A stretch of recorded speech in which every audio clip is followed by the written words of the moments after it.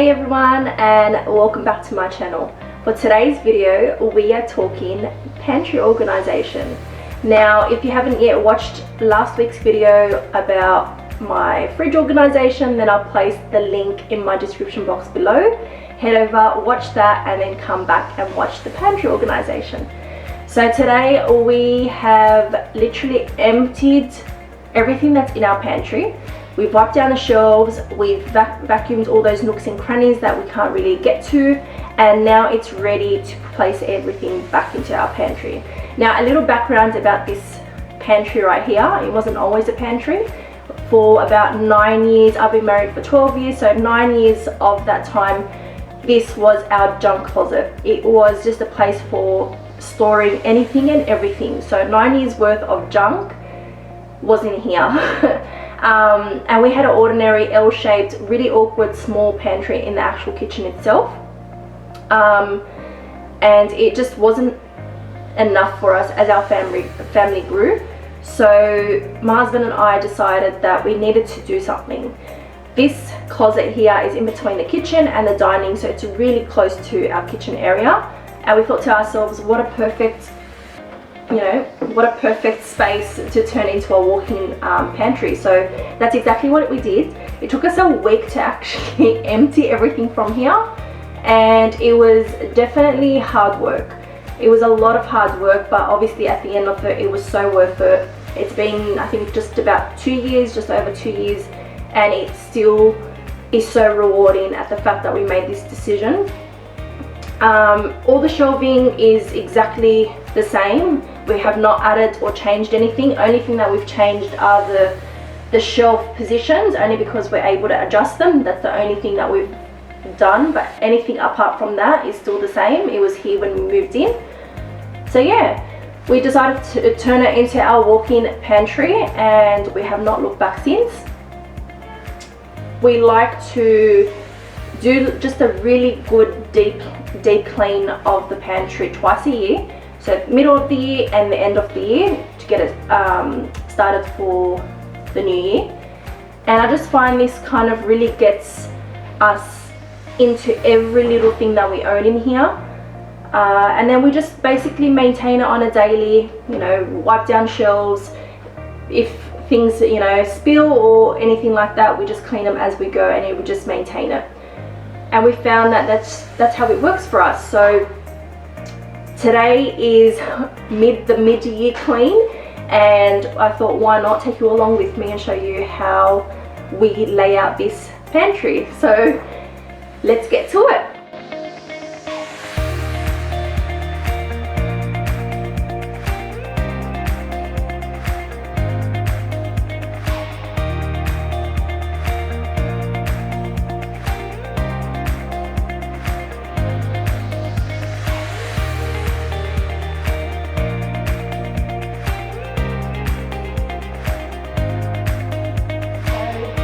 I'm slowly putting things back. I'm not too sure if I want to change anything around. I really liked the layout that we had. Everything we had, every section of shelves dedicated to something. For instance, this section of shelves is dedicated to all my baking, essentials. But I wanted to show you guys this do-it-yourself shelf that I made. I've also made one for our coffee and tea station. It's an absolute lifesaver. Just a piece of wood cut into 3 pieces, and I've used these little metal brackets to kind of put them in place, and gave it a lick of paint to pretty it up. So all I need to do is just put that here, and then I obviously measure to the size of the jars that I'll be using, just to make sure that I'll be able to have, be able to store on both the bottom and the top. So I'll put my larger jars at the bottom, and then I'll put my smaller jars on the top.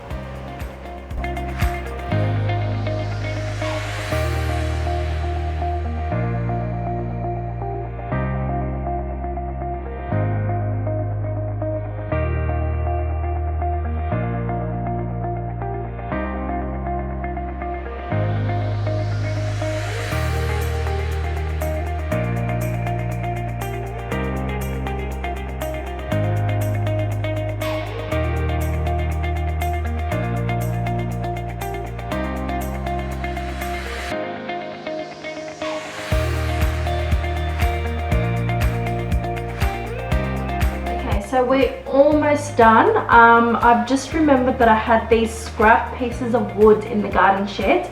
They are already painted. I just cut them to size. These were scraps, like leftover cut-offs from the shelves that we had made in the garden shed. So I decided to, why not, I've kept them all this time, so I decided to why not use them in the pantry just to kind of maximize some, you know, shelving.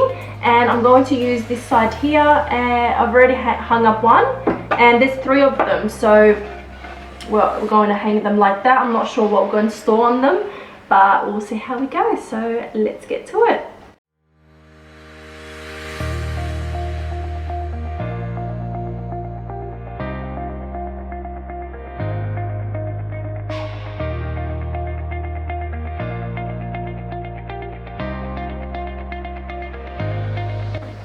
Okay, so the shelves are up. I've kind of put some things that I absolutely love and some of my favorite pieces and bits and bobs. I also put some fresh herbs and a little drying dowel rod thing as well.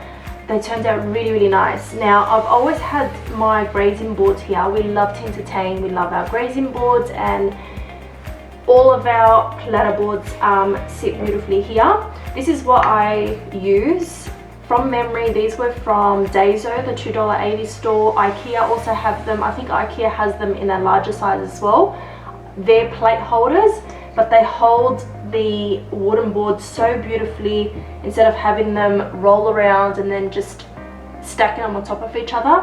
That way they're just easily able to take them out and put them back as well. Again, you can use them for your ceramic plateware, servingware and stuff like that. I really, really love these.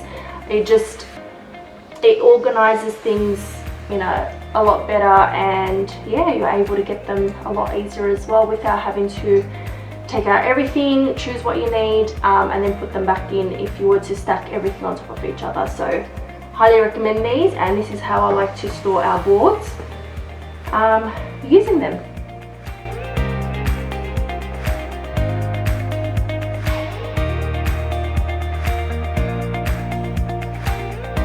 So we're almost done. I'm just up to the labeling part. I've made some of these with balsa wood and using some labels, actual vinyl labels from Little Label Co. They do ship worldwide, so I'll definitely put their link in the description box below. So with the balsa woods, I just gave them a quick lick of paint and placed the vinyl label on top. And I'm going to use a hot glue gun to stick them onto the baskets. So let's get to that.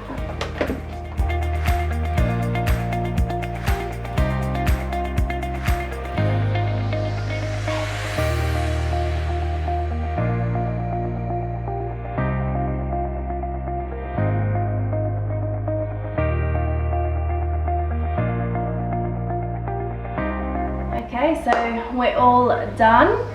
There's a few different changes in here, like the shelving, and I've just shuffled a few of the things around. But that's all done. It's so nice to know that everything has been deep cleaned, gone through, and all of that great stuff. So just to walk you through the pantry, we section off each section of shelves for something. So for instance, at the front here we have our barbecue essentials, picnic essentials, and all of that stuff that we need for picnics, like picnic blankets and all of that stuff.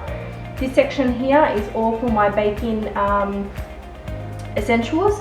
So we've got some ingredients for my baking. I've got my mason cash bowls that I use for my mixing bowls, and then I've used like smaller baskets to kind of categorize things better when I need to decorate cakes or desserts or cookies or whatever it is. So we've got some piping, which obviously has piping bags, and then we've got decorating. I've got food dye, sprinkles and all of that stuff, and then cupcake cases. And then in this beautiful wooden compartment box, I get asked about this so much. It was from Provincial Home Living. I believe they've discontinued it, but I'll try my absolute best to link something similar, whether it's in Australia or worldwide. I'll try my absolute best. And then at the bottom I've got smaller baskets for like dessert cups, toppers, for cake toppers, cupcake toppers and stuff like that. And I've got molds for cookie making. And then I've got one of the large baskets like these with the lid on top that has all you know, refills and bulkier things for baking. And then on this section here I've just got like, it's all pretty much random. So we've got healthy food. This is the cereal dispensers that the kids help themselves for breakfast each morning. They've got their breakfast bowls in here, which I like to leave for them here. I get a lot of questions asking if the cereal stays fresh. It does. I've used it over 1.5 years now and it stays perfectly fine. The only type of cereal I don't recommend to use in here is anything that has honey or is sticky, because it tends to stick together, and then once the kids want to turn the nozzle to, you know, for the cereal to release into the bowls, it doesn't come out, only because it's all stuck inside the container. That's something I don't recommend. So with, you know, anything that's loose, you know, works perfectly fine in them. We absolutely love them and it works really great for the kids. We've got pasta and noodles grouped together. We've got some smaller baskets. One has our spreads for sandwiches, one has our healthy snacks, and then at the bottom we have cooking essentials that would have things that are essential for cooking. And then here as well, it's a bit of random things, some plates that I only like to use on occasion. Our delicious, it's delicious because it's so pretty, but it also makes delicious melted chocolate, our little fondue pot, my recipe books, and at the bottom we've got our board games. We like to keep them here as well. Now, before anyone asks me about the lidded baskets, I get asked so much where they're from. They're from Target if you're in Australia, and as well I'll try my absolute best to find something similar worldwide and link them. The reason why I've gone for lidded baskets is simply, you know, firstly I like the fact that they're hidden, and secondly I use the lid as a little guide. It's a guide to kind of not over store things in the baskets, not over buy things. As soon as the lid starts to pop off, I'll be like, nah, we have to use what's in the basket. So it's kind of like a guide to not overstock on things. So that's why I really like them as well. It's both practical, it hides everything, but it's also functional in the sense where it's a little guide for us as well. Of course, our jars, these are all just our staple ingredients. We've used, a lot of the jars are also from Little Label Co. Labels from Little Label Co. And also these jars here are from IKEA.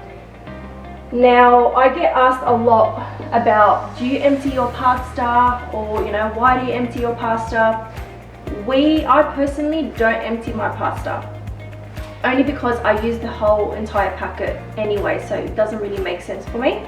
But the only type of pasta I do empty is our macro spaghetti, only to kind of keep that separate from our regular pasta in the basket here.